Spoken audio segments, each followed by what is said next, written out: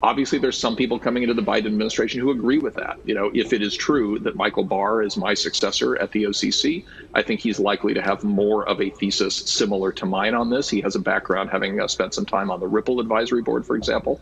And on the other hand, Secretary Yellen has said some relatively skeptical things about the asset class. So I don't think it's a partisan issue. I think it's more about who's a tech adopter and who's an innovator versus who isn't.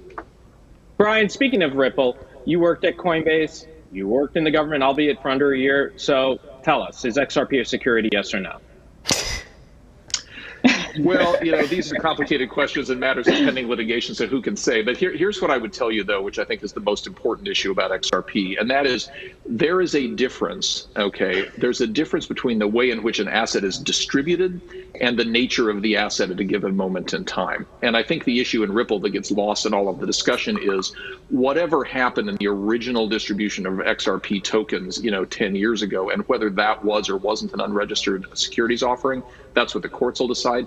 That's a different question from whether XRP today is a security. And the SEC itself has said that assets can change their nature over time as they achieve utility and as they achieve decentralization. So if I had to make a prediction, I'll just make a quick prediction, and that is that there is a settlement to be done here somewhere. And the settlement has to do with the distribution of the tokens so that existing token holders can continue to trade them and find value in them the way that they do.